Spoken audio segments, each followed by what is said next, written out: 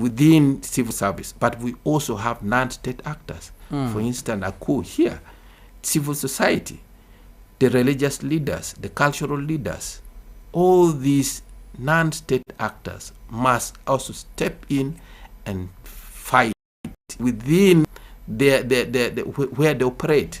By the way, there are corruption in churches. The individuals you just mentioned and some institutions you just mentioned are cherishing and celebrating the corrupt. How do you expect them to join the fight when they are actually benefiting from corruption? You will not find an institutions which celebrates corruption. I don't think it is there.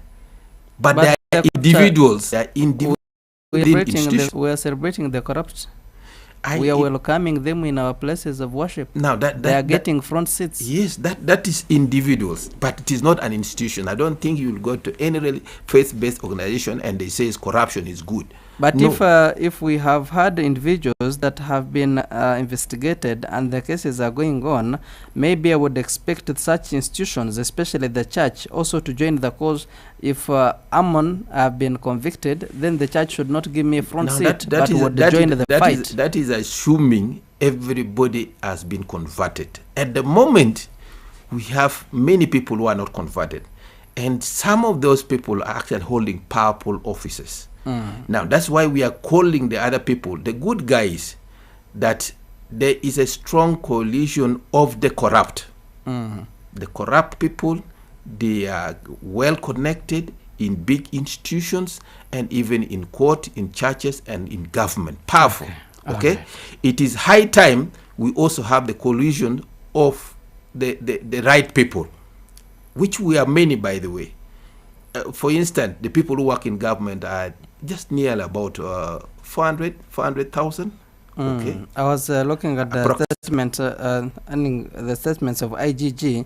He said that government officials are about 350,000. Yes, 350,000. But the corrupt is 10% of that number. About 10%. That is about 35,000. Now, and we, the community, we are about 45 million. How can we actually accept to be imprisoned by the 35,000 people? We all have to stand up and actually say no, expose them, and we isolate them. Interesting. Thank you, Director James Onying Matebi. 45 million people suffering because of only 35,000 individuals that have taken it serious to take the 10 billion money. 10 trillion. 10 trillion. Yes. From the people of Uganda. Some small percentage. How best can we engage them? But also, the more we increase these institutions, the more corruption is increasing. Where really is the problem? Why are we failing in this fight? Amon and the dear viewers, I would say that as a country are not absolutely failing in the fight, because I mean we have established quite a number of mechanisms to win the war. You know, in the fight against corruption, how come the mechanisms you've just mentioned are yielding less according to the efforts that we are investing in? Yes, that's true. But the fight against corruption, there are stages that we go through to overcome or to win the war. And these stages are three. Actually, they rotate in a cycle. We have stage number one that looks at mandating and legislating, which looks at establishment of laws, and we've established laws as a country. And then we have stage number two that looks at institutional building and capacity building, which stage we are up right now. We have institutions, we've created institutions, and then we are going to stage number three, whereby now we are connecting the institutions, the legal regime, and then the citizens. So at this moment of time, what you're seeing, the challenges that you're seeing, is that they only happen in a way that there is a failure or there is a weakness in trying to connect or to establish a nexus between the other two stages. And the challenge in failure to connect, to create a nexus, brings us back to the drawing board, brings us back to the cycle of stage one, of now getting back to the drawing board, review the laws, come back, look at the institution, look at their mandate, how far have they gone in as far as their mandate is concerned, then come back to the citizens. So it is a cycle that we are going through. And then on the aspect of you talked about the 35,000 people or the 35,000 individuals bringing problems to 45 million Ugandans. I would say it's just because you look at the 35 people having a high power or a high mandate given to them, and we as actors, we've not gotten that kind of substantive mandate or substantive power and information to really break through these 35,000 people. But what we do, what we would do is that we now have to come on board and strengthen, one, the laws, two, the institutions, and then the capacity of the people to really identify these people, and then also make them able to report. Because what you've seen is that every now and then we've heard of corruption cases, we've heard of corruption issues, but at times they get out of way in form of allegations. And what you have to know is that there is no smoke without fire. And let's us get to the bottom line. Let us look at what is causing the smoke, what is causing these so-called allegations. Is it an allegation? And if somebody is brought up in a so-called allegation, let a person step aside and then we justify. Is it really an allegation or it is not an allegation? When we look at the court system, you find that there is a principle of law that talks about an opinion, where it says that an opinion is only valid with right reason and facts. So if I say that, I'm just giving an example, if I say that Ammon is corrupt, it is an opinion. But how do you validate it? It has to come with the facts and right reason. So Ammon, step aside. Let's look for the facts and the right reason. Present it before the institution responsible. And if it is justifiably true that you're a corrupt official, you step out and set aside. Because, keeping you in government or keeping you in business would mean that your character will continue, and then you will jeopardize service delivery, you will jeopardize sustainability, you will jeopardize development. Okay. Thank you so much, Dr. Rwanga. I would love to get to you. What is Rwanda or other countries that have minimized the cost or reduced for corruption, the rate, doing that we are doing different? Can we copy from them? Is there anything we can copy or pick a leaf from their strategies? I think what those countries are doing is having that real political will to survive, to fight corruption head on. Once there is an element of corruption, the corrupt person knows this is the fate. Okay? And in most cases, there are no compromises. Okay? I will give you an example like in Asian countries, China, Japan. Once one who has done corruption and it has gone sour, he will not even wait for prosecution. He will simply get a rope and hang himself in advance. Okay? Yes. Before they come for him. In advance. See how China is dealing with drug traffickers. They have sent here a list that your citizen is so and so, caught with this, we are going to hang. They are very strict. That shows you that the entire machinery is set for it. No compromises. Now here, where Rwanda is also succeeding, they have that sort of resolute decision. Okay? And of course other safeguards and the value of a whistleblower in such a system. But in societies where the will is lacking, you will become a whistleblower and you will be exposed, and there are consequences. Two, these 35,000 Ugandans you are talking about are well connected and are well represented, okay, in several cycles. Okay. And since they are well connected and well interpreted and well facilitated, they can bog a case from its investigative level. Okay? They can confuse witnesses. They can confuse files. And they have an advantage that the digital age is playing in their favor. These are sort of white-collar crimes which are very, very difficult to detect. Then the other element we are having, yes, our boss from Inspectorate of Government Agents has given us that we have a lot of structures.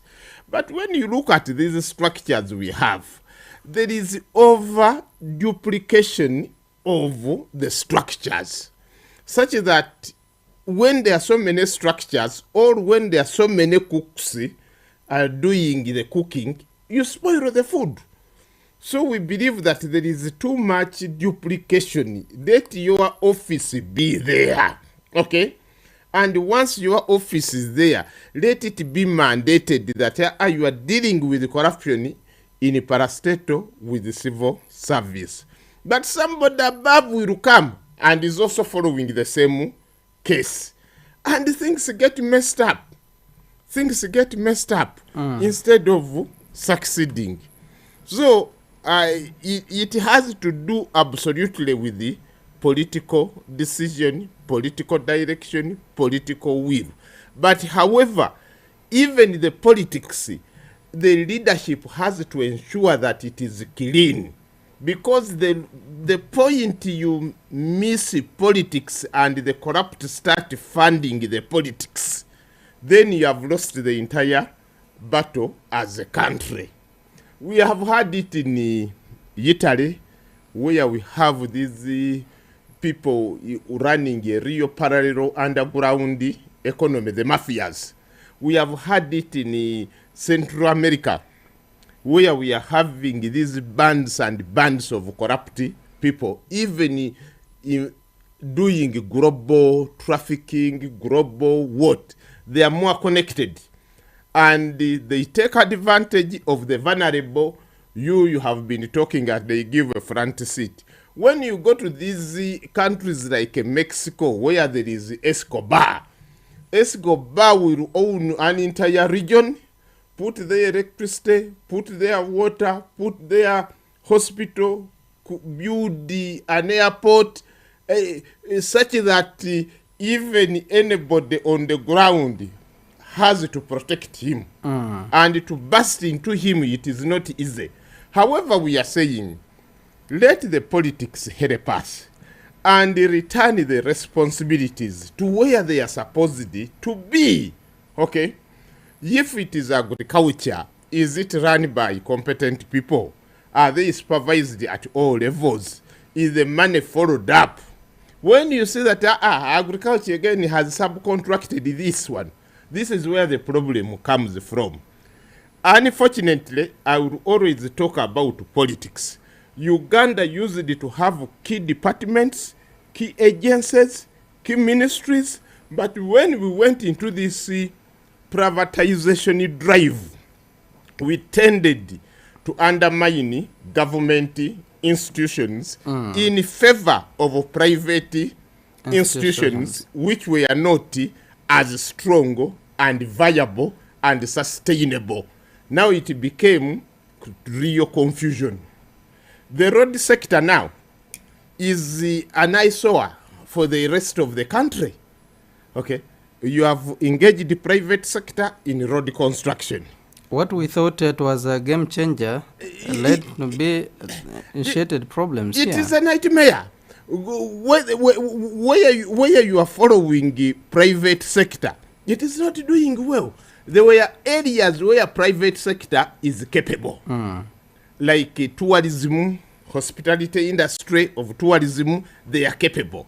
When it goes to these other issues like construction, they are not capable. Few are capable. I'm not undermining them. The various buildings collapsing around Kampala, it is a result of the private sector drive we went for. Okay? When you see various people having problems in various small hospitals, clinics, it is the privatization we went for. Okay? Now, privatization is becoming a real nightmare for all of us. Okay. Yes. Thank you, Doctor. Yes. 776-511-426 is the number that you can call and be part of the conversation. What do you think needs to be done in this country that we may be able to reduce the cost of corruption in Uganda? Or you can send your messages on 0701 24 26 and 47. And after this very break, I'll be picking your calls and also reading your messages. Keep it UBC, and this is UBC Ground Zero. We are coming back in just a bit. Zero Season 2. Stay tuned. We shall be right back.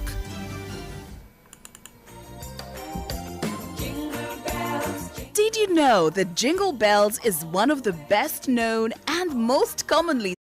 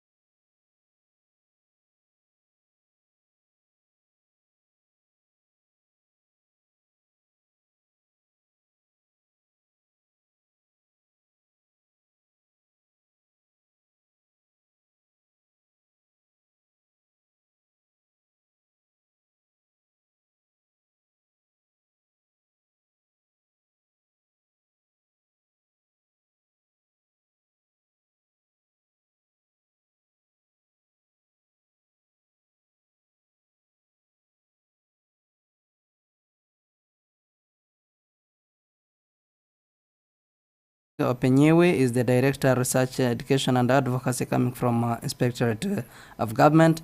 And we also have Dr. Christopher Rwanga, Head of Research and Documentation coming from UBC. Alvin Mtebi is the Research and Advocacy Officer coming from Anti-Corruption Coalition, Uganda. And we are on 4 radio stations. But in case you want to watch or see the guests that I have in the studios, you just go to UBC, to YouTube. You enter UBC Ground Zero or UBC Radio, and you'll be able to watch us live. 776-511-426 is the number you can call and be part of the show, or you raise your concerns. Tell us where you can listening in from. UBC. Yes, I am Henry Waguma. You're welcome, sir. Yeah, thank you very much for that program. Welcome, sir. Now, my version of this corruption, I think, first of all, we need to improve on service delivery. Members, once there's enough facilities, enough service, everything is enough in abundance, people not to be tempted to get to some invisible hand to help them. Accessibility must be improved. First of all, for example, let me give you an example of border. Our border, my favorite group of people. These people are not corrupt because you don't corrupt them because there is enough. If one border says it's 10,000, you say, okay, you go wait for another person. Within a minute, another one has come. So there is abundance in the border. Transport, there is less corruption there. Now, if you go to Wino for food, there is enough stores from one store to another. You don't have. Nobody can wait to take you and say, please come here, mine is cheap, mine is what, because everything is there. But when you go to hospitals where the drugs are not enough, then someone comes and says, oh, no, you want some treatment? Okay, you wait, let me talk to the doctor, let me talk to so and so.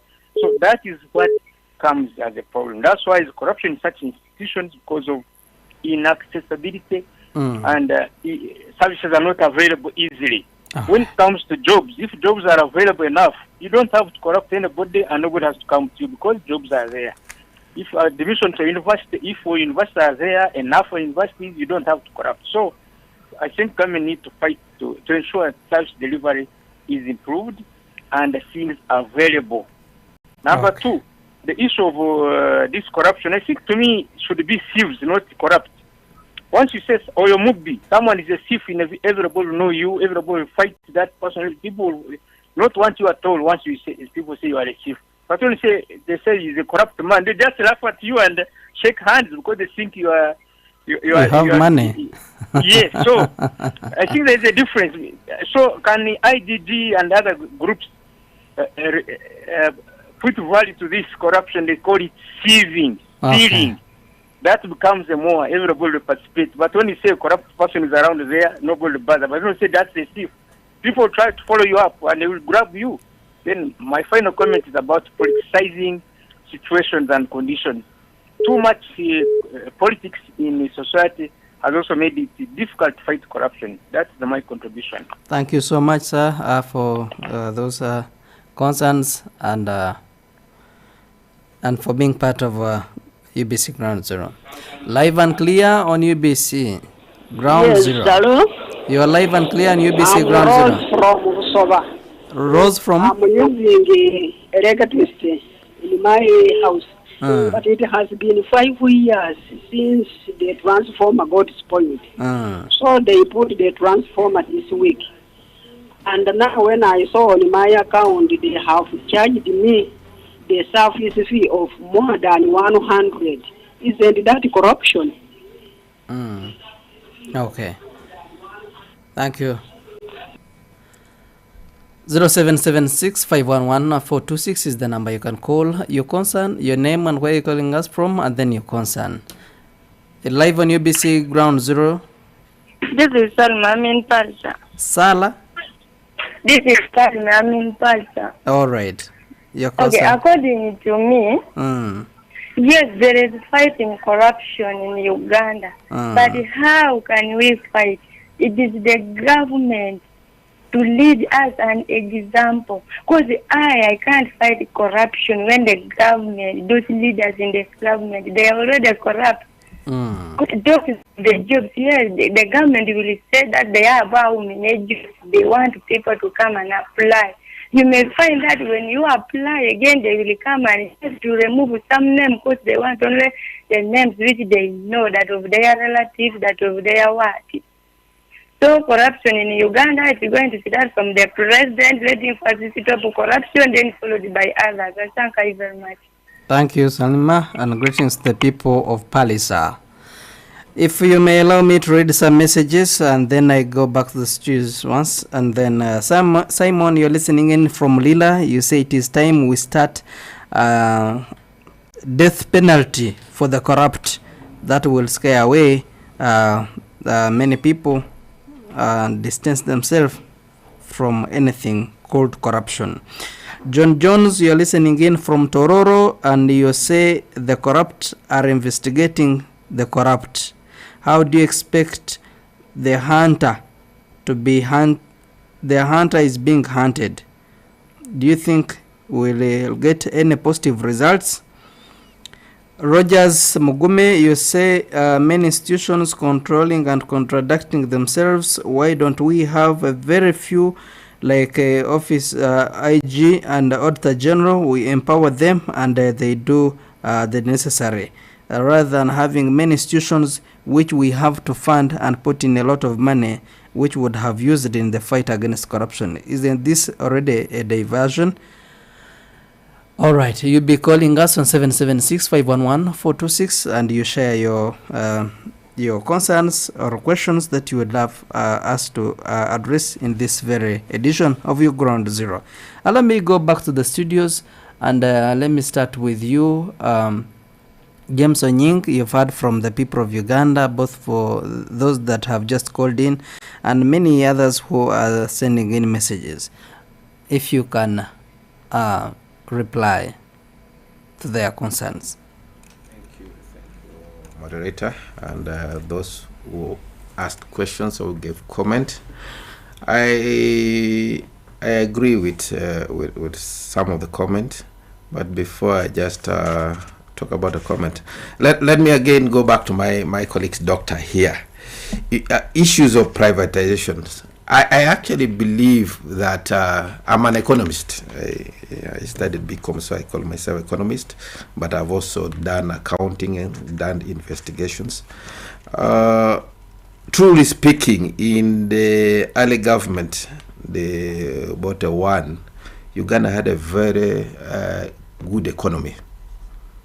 And courtesy of my uncle, Simei Nyansi, that's my paternal uncle, Uganda Development Corporation, which was doing very well, at least from what I have learned through schools. It was doing quite well until this issue of privatization, which also from learning, it was imposed on us.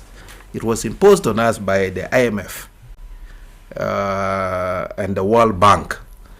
It was something they were trying to make sure. I think, you know, when you're a poor person, sometimes you cannot take certain decisions. So they came, and actually most of the LDCs, low developed countries, were forced to sell off assets, which was generating a lot of money. In fact, it was making them big competitions with the developed countries. We did not see that these fellows wanted us to sell off so that they become the sole suppliers to us. And that's what has happened. Most of the time now we are buying things from outside, yet we had industries which were producing this. But we have realized, and we have started rolling back some of these things. And I hope sooner or later, as a country, we shall be self-sufficient in most of the things, at least regionally. Like we have started the East African community, building more markets. We produce from here, the bubu, and sell so that we get this money. So we are moving in the right directions. But if we are not accepted these things to be imposed on us, possibly would actually be very far. Now, the issue of service delivery, which Andrew raised, it is true, really, when there is abundant service delivery, the urge for corruption reduces. But you see, where do you start from? It is an egg and chicken argument. The corruption is the one which is now making sure we don't get the service delivery level to the standard we want. So do we start by, I think we start by fighting corruption. If we bring corruption down, then this level of service delivery will be improved. But if you try to increase service delivery when there's corruption, you actually lose most of the money. I agree. This word corruption is really it's not the good word. The good word is actually thieves. These fellows are stealing. They're thieves, and they should actually be called thieves. I wish we can adopt this as a country. Politics, we should put politics out of corruption, because the impact of corruption does not care who you are. Okay, you can be a movement.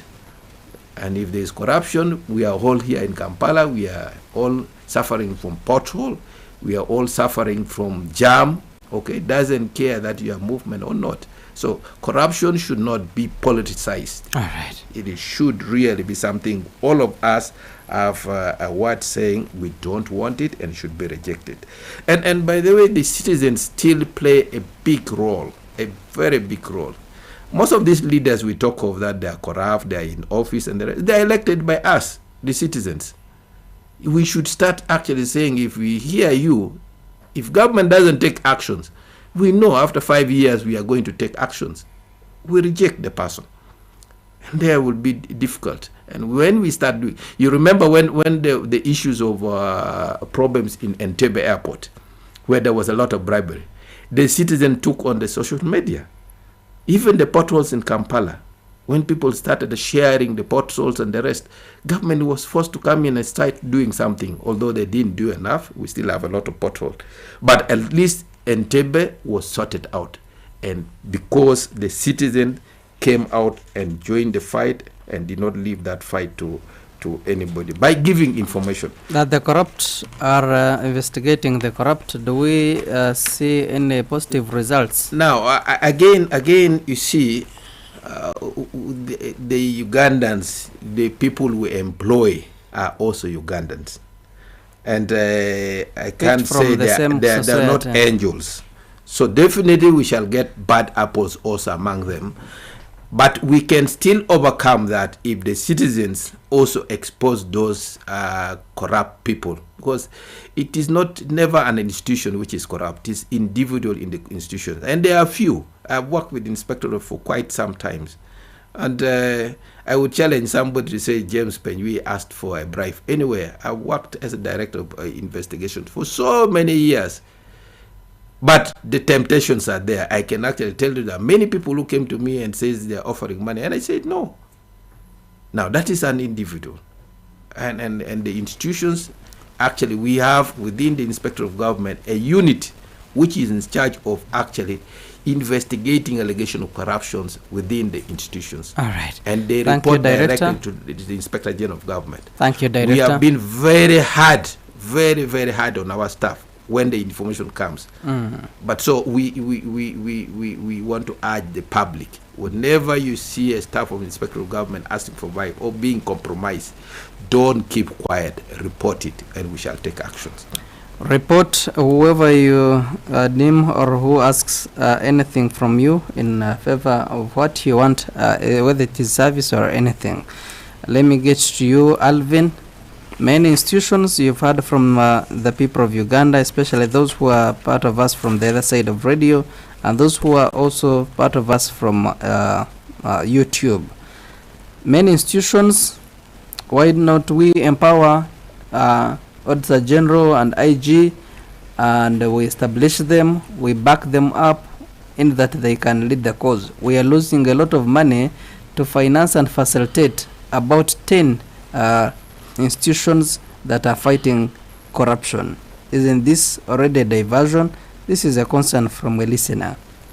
Yes, I would say it's not a diversion. I would say it's something to strengthen the mandate of government as far as fighting corruption is concerned. Though I would say it's a bit challenging in a way that each institution is given a specific mandate. You find that we have institutions that do not have a prosecution mandate, and we would need an institution that deals in prosecution to take charge in prosecution of corruption-related incidents or cases. And then we would need maybe where corruption takes a financial intelligence angle, then we will need an institution with mandate and experience in financial intelligence, and that's why we have the Financial Intelligence Authority. Then you will need an institution where corruption takes an angle of procurement and disposal of public assets. So you will need an institution with the capacity and capability and knowledge on procurement. So that's where we have now PPDA coming into play. So institutions, yes, there are many, but their role and responsibility is a bit different. How about merging these institutions to be within these institutions like Auditor General and Inspectorate of Government as departments, not standing institutions, because the money to facilitate a fully established institution might be a bit high? Yes, having them as departments wouldn't be wouldn't be bad, but you find that being a department, the mandate narrows down a bit to a department level, and then the decisions might not become that much substantive, and then you would find that you will be squeezed and stretched to just undertake a few decisions. But anyway, I feel the pain of a listener saying that having so many institutions is not working out for us very well. Yes, that is also true, because I mean we've seen institutions most seemingly doing the same thing. So what we have to do as a country is that we have to align these institutions and then assess them, have a time of assessing. What we have is that these institutions are there, but we hardly have time as a country to really sit back and assess performance of this institution. If you are IG, how often have we as a country assessed the work that you're doing as per your mandate? If your State House anti-corruption unit, as the anti-corruption unit of State House, what is your mandate and how do we assess it? And in that we will see the relevancy of your establishment, and then we'll also see the contribution that you're making as an agency.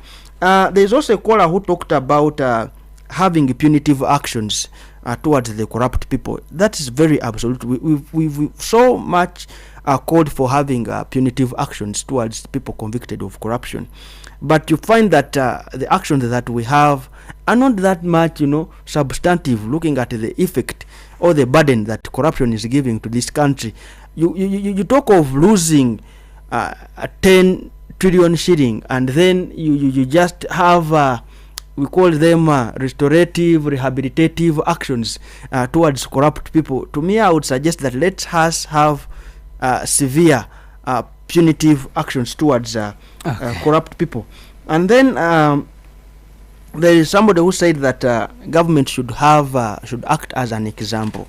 Yeah, this is also true. It's coming from an angle whereby people have reported to government several times, and maybe they're not seeing the action in result of their complaint. You've seen what happened on the Iron Sheet saga. People reported there was whistleblowing. It was all over media.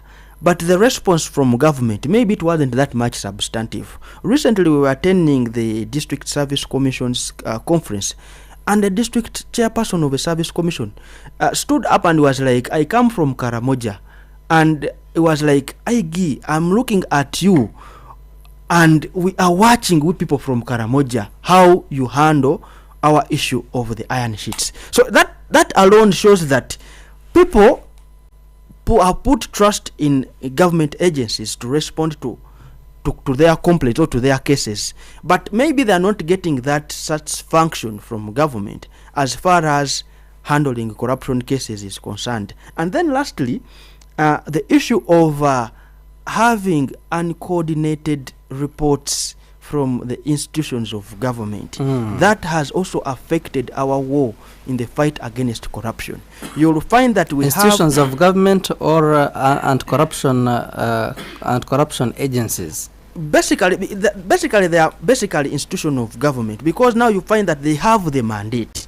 But They also have the civil mandate. society sometimes is contradicting with these government institutions. It's only because it comes up because when we see that there is something not coordinated, we come up with a perspective, an angle through which we are thinking things, and we only need to be guided by the state agencies. But in circumstances where state agencies are not guiding well, that's the reason as to why you will find contradicting reports and recommendations. All right. So me what I would Solution to that? Me what I would suggest is that let us harmonize.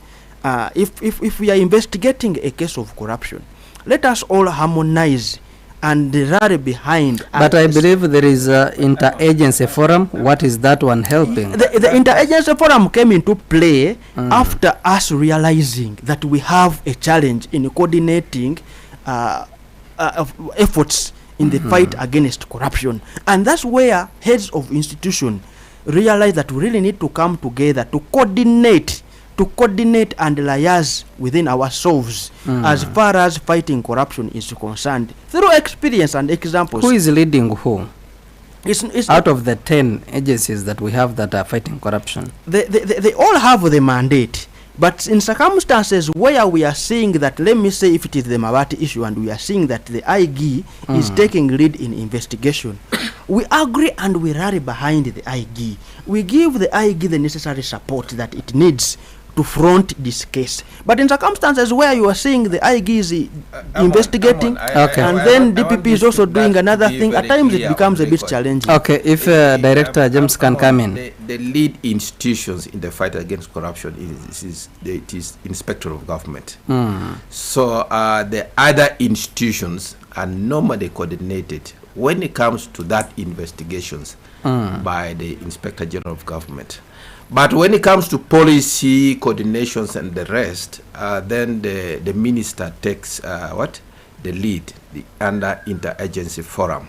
It's the one who brings us, when we say there's uncoordinated movement of troops like that, the minister is the one who summon everybody and put them down. Which minister in this case? The Minister for Ethics and Integrity, Honorable Akelo. All right. So that is how we work. The lead institution in the fight against corruption is the Inspector of Government. But each of these institutions have their mandate, which is provided for in laws or some other policy documents, and they actually independently execute. There are times when we have come together and form a team. If it is IG leading, how come we have these contradicting statements and reports, as Alvin well put it? That's why I'm saying that in the day-to-day work, these institutions are independent, they do their work. All right. But when there are problems like that, we actually summon ourselves and come together and let me bring in Dr. Lastly, I would love to get back to you later. Just a comment is that in seconds, please. In a second, I want to bring in Doctor. We have realized that we really need to coordinate, as Director is saying, and that's the reason as to why now all agencies have agreed. Because if you are not coordinated, then we are losing in the fight. Now all agencies have agreed we need to strengthen the partnership in the war against corruption. Because the theme came after them realizing that there is a challenge, and that's why they are saying, let us strengthen the partnership. All right. If the partnership was strengthened, we couldn't be talking about strengthening the partnership right now. Dr. Rwanga? Yes, please. Let me first contribute to what our brothers are saying. The institutions are not coordinating. No. Every head of institution is the master in the game. Yes, what I'm not understanding, I was a civil servant in Uganda 1987 to 1988. Then went to Zambia, and I was an expert teacher who is also a civil servant from 1989 to 2006. Then I was a civil servant in New South Sudan, Eastern Equatorial State, still as a teacher from 2006 to 2009. Then I'm also a part civil servant of UPC from 2009 to the present times. But in all those establishments I have worked for, whether in Sudan or Zambia or Uganda or at Uganda House, you find that there is a procedure by which things are done. And that procedure is guided by standing orders.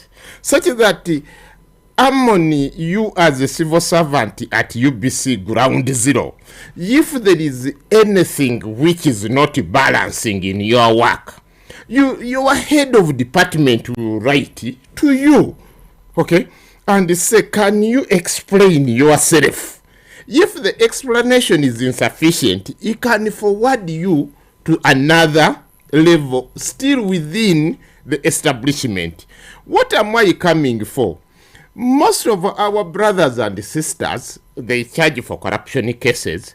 Some are leading civil servants under the Ministry of Public Service and what have you.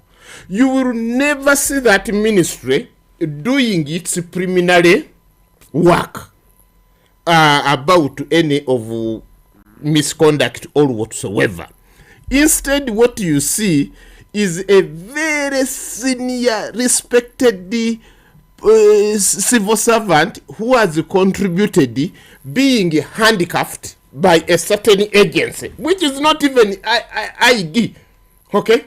And paraded the media, they are insulting him, they are doing what? Eventually, such a senior civil servant manages to get a bail. The storm comes down, and when the real investigation is taking shape, they find that even the paraded civil servant was very innocent, but they are fearing to go for the real fish. So I want Uganda to go back.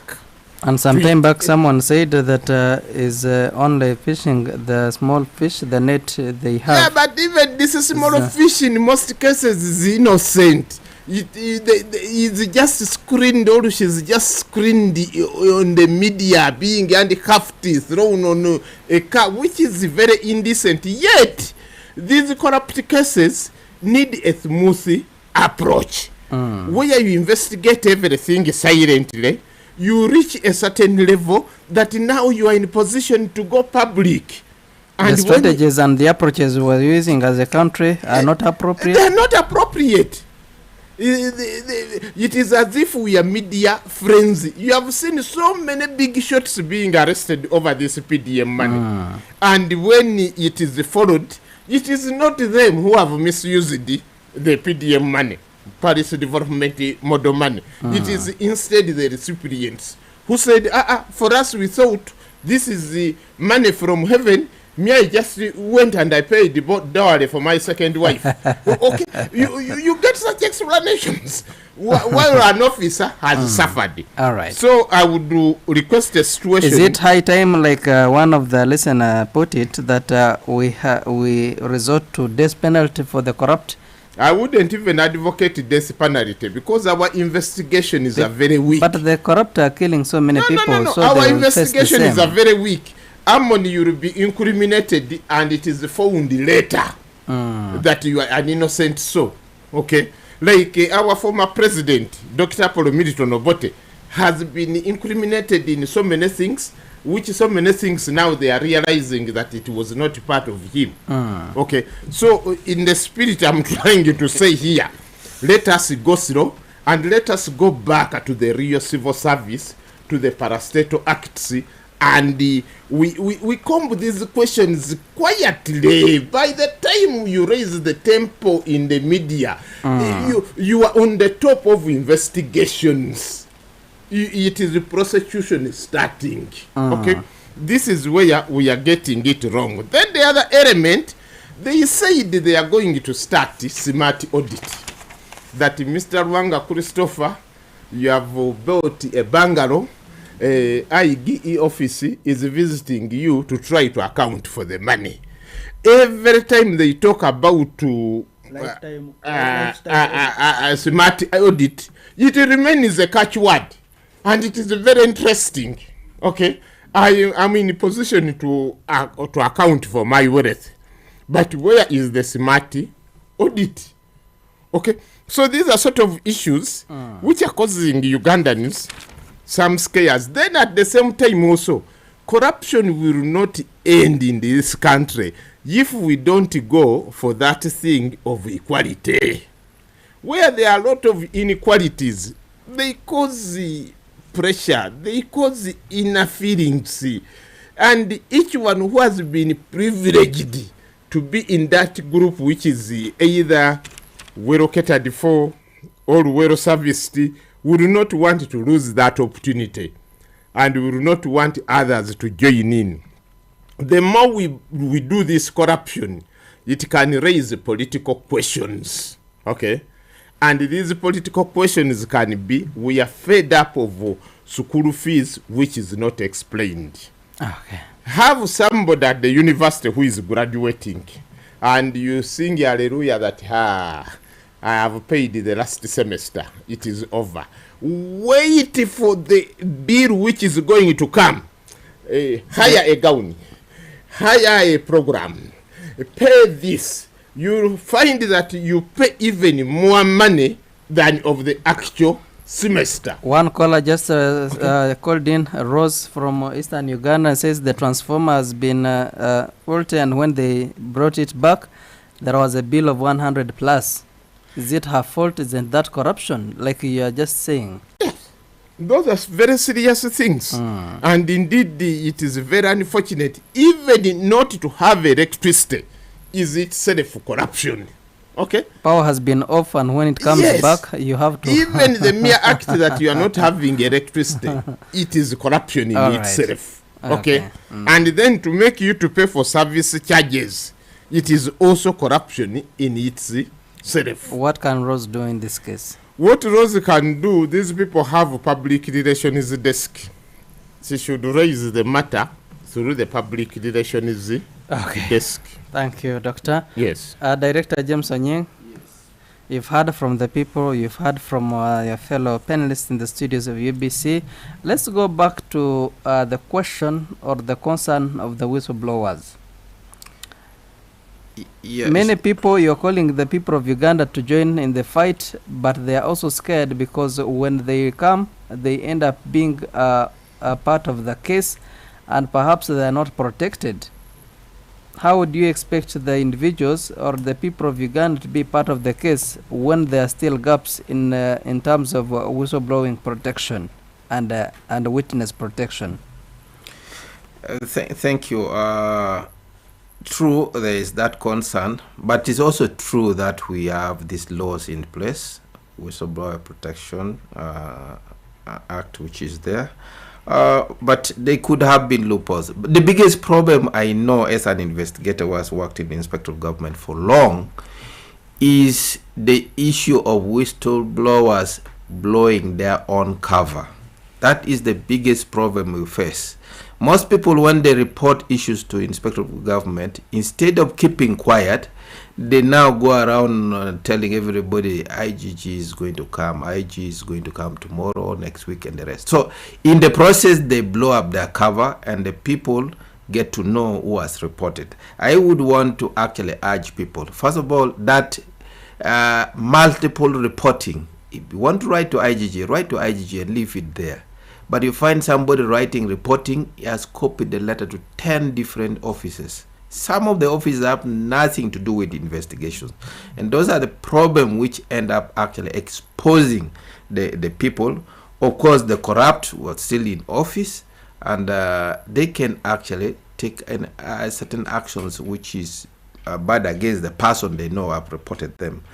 But all in all, if you bring good information to the Inspector of Government and you stand with us throughout, we definitely end up getting out the person who you fear that can injure you. Because if the person is investigated, found to be guilty, prosecuted, the person will actually be barred from, removed from office. So you get him out, and if you get him out, the threat would diminish. Of course, there would be some colleagues of the person there, but if we continue weeding those people out, then we should actually be able to make a workplace a good place for everybody. The law, if you are being victimized, you can come back to IGG and says, you see, because I reported this matter, I'm being victimized. And we investigate the person who is victimizing you, and we can take appropriate actions. I want to talk about this issue of problem in service. Truly speaking, we have head of service. There's a head of service in this country. And this head of service also double as the secretary to cabinet. And I want to think that over time, this office has been emphasizing more of secretary to cabinet than head of service. I think they need to come back and look at, start doing the work of head of service. Find a way, maybe increase the staffing so that they can actually handle, because they are supposed to be supervising the civil service. They're the first line of defense against corruption, not the IG. The IG actually comes from outside. So within the workplace, we should be having people who should be actually fighting corruption as the first line. Now, the small fish and the big fish keep coming, but they are all fish anyway. Whether it is mukene or what is fish, you still eat it. But of course, the size also matters. Of course, the thing what is Nile perch eats is not the same as mukene. I agree, but the problem is, you know, this corruption normally taken done under the table. It's not actually, and many of these big fish which we know actually give verbal instructions, but our court requires more than just a word. So it becomes very difficult. When IGG comes to investigate who has stolen the money, we find out who requested for the money, who approved it, who signed it, and who picked the money. And all these are documented. And those are the people the court would want when you go to court.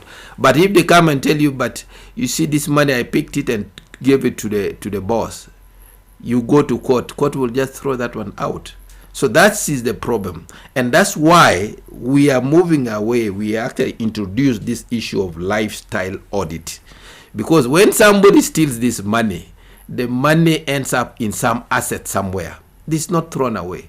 So the way somebody lives, you can actually challenge him and say, but how do you finance this sort of life? You have a VX vehicle, you have so many properties, you have land everywhere, square miles of land in the north, you are buying everybody. I mean, where do you get this money from? That is the issue. Now, of course, we have had this contradiction that the president says go slow, but the president never stopped the IG from actually doing this. What has really slowed down this has been we wanted to put in place a regulation which would enable us to conduct these investigations properly so that we don't victimize people. So that has been the one thing, but I know and I believe the president supports really identifying people who are getting rich or using public funds, and we should actually isolate them and recover. There is also now, we are now emphasizing recovery of the money. It's not enough just to prosecute a person and take him to Luzira, but we want to follow and actually find out where did he put the money so that we get this money, sell it, and get back the money. And there was also the issue of tax. Gentlemen, in the country Uganda, we still pay very little tax. I know this lady is complaining 100,000 shilling service fee, but in other countries people pay a lot of money. And she's complaining about that because power has been off, and when the transformer was brought back, there was that cost even when there was no power. Yeah, but who said that cost 100,000 was for the period when there was no power? They provided some services, and I think that's why they are now charging. So I would think what we should argue is, like, if we pay for a service, let the service be provided and to a standard which is satisfactory. Okay. Yeah. Interesting. Alvin. Yes. The other day I heard from the Minister of Finance, Honorable Matia Kaseja, was almost crying at Korolo when he was telling the president that he is clean. His hands are clean, and also the president is clean. But he's frustrated by some officers in the government who are misusing public funds. If the minister can cry and yet is clean, who are those? And how best can we ordinary Ugandans be able to detect, do they have signs and symptoms that we can rely on and make sure that we report, as we all about saying reporting, but you cannot report when we have not identified them. Amon, it's something simple. I mean, when I saw the Honorable Minister, speak, I even have the recording here on my phone. I wish I could play it to the dear listeners. But anyway, you are the person, because he was saying that I go look for the money, and he's the one who gives them the money. I give the money to the people. Some of them even abuse me just because I've not given them the money. But once I give the money, they use it in other things. I mean, let me say, if I give my wife money at home to buy chicken, and I return home when the actual chicken is not there, I have to ask questions. As the minister asked questions as to whether this money has been used appropriately, and if it has not been used appropriately, has the minister done anything to say that so and so I gave you money for ABCD, but you did not use it. You maybe did A and you did not do B and C. Can you please return our money, or else we report you, or else we take you somewhere? There are certain things that we really need to be deliberate as Ugandans. At times when I'm discussing with people, I tell them that we have to discuss as Ugandans, because we are Ugandans. At the end of the day, we have a mandate, despite the fact that we are coming from various institutions. But the bottom line is that we have a mandate as Ugandans. So as Ugandans, is this the Uganda we really want to have? That should be question number 2. And then question number 3, if you look at the level of service delivery, is it the one that you would really want to have, you the person in charge of offering this service? Because people are talking, actually what Ugandans want is nothing much. We only need service delivery. We really need the service standards to be the standards that we are talking about. Okay. Because if you look at what the minister and what we in fact I participated in the costing of these service delivery points, but you find that the costing is totally different from what the financial year or what they release to these various points of service delivery. And then too, you also realize that the people that are mandated to offer these services do not even subscribe to these services. You find that somebody is in charge of education of a district, but he does not even subscribe to any of these public services. You find somebody is in charge of children comes to Kampala. Of course, that. So how are we going to fight corruption in service delivery when the people, the duty bearers, do not even feel the pinch? You go to the hospital, you do not find drugs there, but the DHO uses a private hospital. So how will he know that maybe the drugs that we issued to health center A weren't enough? Because they take long. They only go there for inspection. And when inspection, actually, to make it funny, when inspection comes, actually they even write that on such and such a day we are coming. So it gives time for these people to prepare, and you find something. In other words, clean your house. So we really need to be deliberate as far as fighting corruption is concerned, in service delivery, in making accountability. If a minister is giving us, for example, we have a budget of 52 trillion shillings, have we gotten any accountability of what that money has been done? Have we got any accountability on the level of the rate of return on investment of such a ton of money in the economy? We don't get that kind of assessment, or maybe that kind of accountability, or maybe that kind of report. But at the end of the day, IG will come to us and tell us that, what, out of the 52 trillion shillings that we invested in the economy this year, we lost 10 trillion shillings to corruption. And what makes me sad is that the recovery part, we do not even recover close to 10% of the money we lose to corruption. We only recover 2%. We recover 30 billion, a maximum of 30 billion shillings. So, I mean, we really need to be deliberate and we really need to be more patriotic in the way we do our things. All right.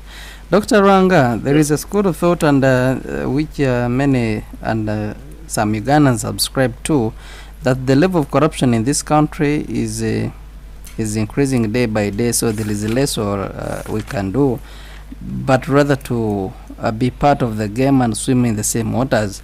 And one would say, instead of me losing the job or getting a job, I will bribe getting 2 million and I give it to a certain officer and I'm able to get a job. This will save me to get a job opportunity, but it will also save the other one who needed 2 million, maybe to care or to construct his home in the village. That would be a win-win to both of us. The same case would be the traffic officer who stops me from going to a meeting. I pull out 5,000. I go and I don't miss the meeting or any programs, and also the officer has gotten 5,000 to buy milk for his children. It is a win-win situation.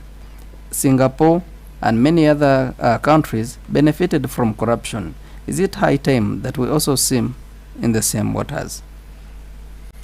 Thanks for bringing such a scenario, but I would tell you that such scenarios don't work. Instead, they put the stakes so high. When you are in charge of a society, when you are in charge of an organization, when you are in charge of a country, you must have the feeling of belonging for yesterday, for today, and for the future.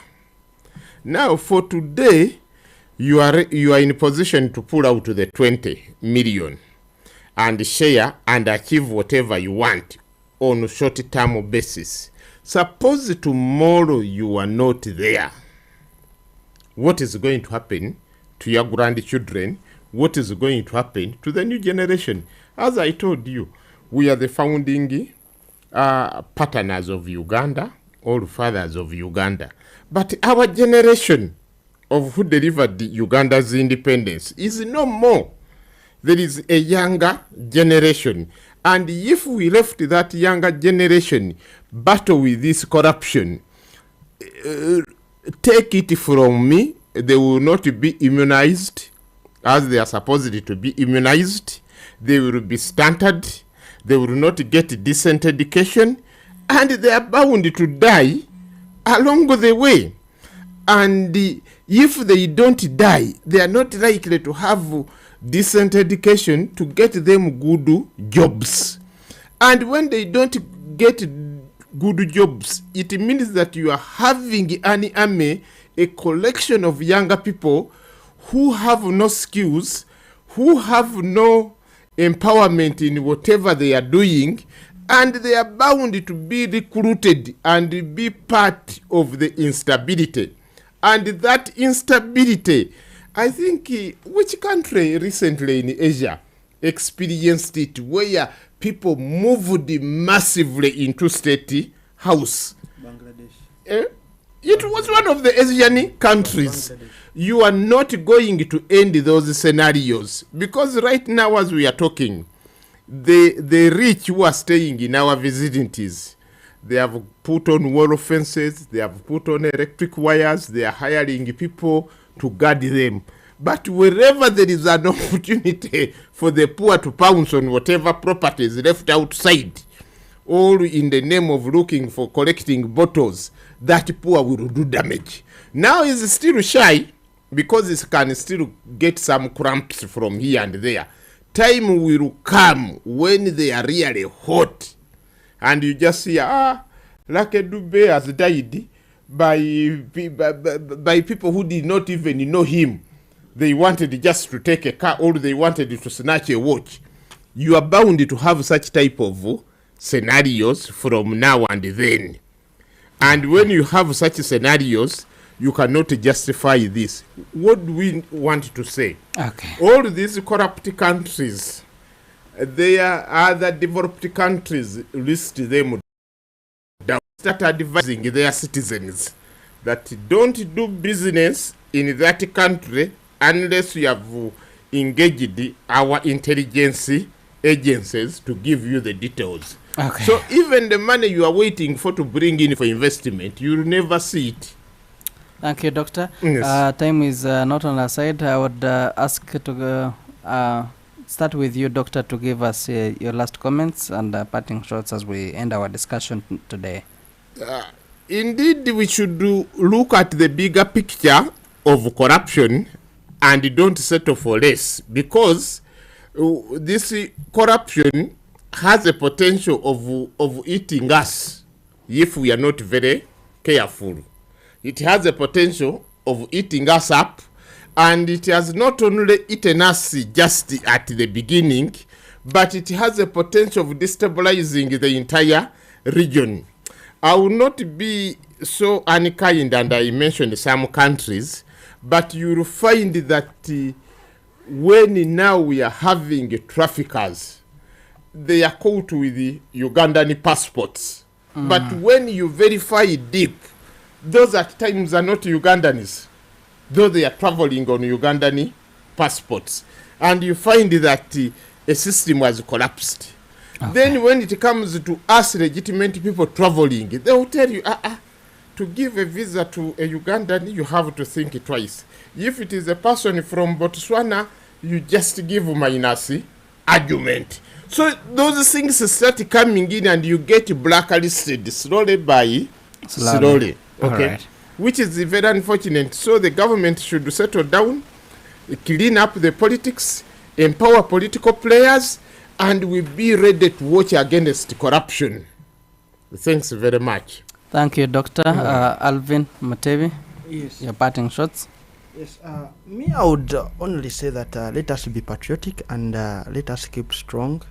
The challenges to corruption are so many and they keep coming, but as far as institutions are concerned, we need to strengthen their mandate, and also we need to strengthen the duty of the citizens as far as combating corruption is concerned, and we also have to be deliberate as far as fighting corruption is also concerned. And then lastly, I would also say or urge government institutions to put the language of fighting corruption in the context that the citizen really understand. We've seen recommendations from the Auditor General, we've seen reports from the IG and other state agencies, but you find that the language at times is a bit difficult for the common person to really understand what they are trying to mean. But if you put them in a context that they understand, at times it enables them to even ask for accountability under a baseline where they really have the right information and the right pathway to ask for information. Thank you. Director James Onyeng. Thank you. Mine is just to say the biggest weapon against corruption lies with the majority of the citizens who are actually the real victims of corruption. And it is just simple. You see it, report it, never keep quiet, make an alarm until something is done. And for your leaders who are corrupt, starting from your LC1, when it comes to voting, vote them out. Get somebody who is actually, it's a person of integrity. When we start cleaning from the village, it will be very easy to clean the center. But if we start having leaders who are corrupt right from the village, we shall not actually make an impact in trying to clean the people at the center. So the citizens have the biggest weapon. We as Inspector of Government and other agencies have some mandate which has been given to us by power, but we need information from the real victims to actually be on our side. We will win this war. We will win this war, and if you can also make mention of today's celebrations. Yeah, today the 9th December, like I said before, it is a day which has been earmarked by United Nations Convention Against Corruption, as a day which we should use it, one, to create awareness about the impact, the negative impact of corruption, and the need for us to actually stand up and fight corruption. So please, if there's a day you should ensure that you do the maximum damage on corruption, is actually today, the 9th. However, it should be a continuous thing. It's not just a one-day thing. Throughout the 365 days of the year, please be a warrior against corruption. Be a warrior against corruption makes us to the end of our discussion today. We thank you, our dear listener, and those who have been watching us online on YouTube. And this edition or episode is always there on YouTube. You can always access it anytime. You just enter UBC Radio or UBC Ground Zero. You'll be able to access that very content. And also the program, Ground Zero program, is always repeated on Sunday from 3 p.m. to 5 p.m. on UBC Red. Many programs are coming your way on UBC Butebo, on UBC West Nile, and Magic 100 FM. And Jojo Ngobi on the Journey is coming next on UBC Red. This brings us to the end of our discussion today. Fight corruption wherever you are, and whenever you see it, make sure you report it. We did it on COVID-19, let's also do it in the fight against corruption, because we are losing more and we are losing much. Make sure you don't become a victim, but also become a victor in fighting corruption. Ampaire Butego is my name. I want to thank you, James Onying Penywe, Director Research and Education Advocacy, coming from Inspectorate of Government, and also Dr. Rwanga Christopher, Head of Research and Documentation, coming from UPC, Alvin Mtebi, Research and Advocacy Officer, coming from Anti-Corruption Coalition Uganda. We've been live on 4 radio stations and streaming live on YouTube. Until next time, same station, same program. I'm Paida Butego. Allow me to sign out. That was Ground Zero Season 2, a production of Uganda Broadcasting Corporation, UBC, inspiring Uganda. It's hot. We passed it. We didn't know exactly what the problem was on the ground. There is no pretending about the effect of this thing. There's no pretending about it. Nobody should. It's a problem. It's balanced.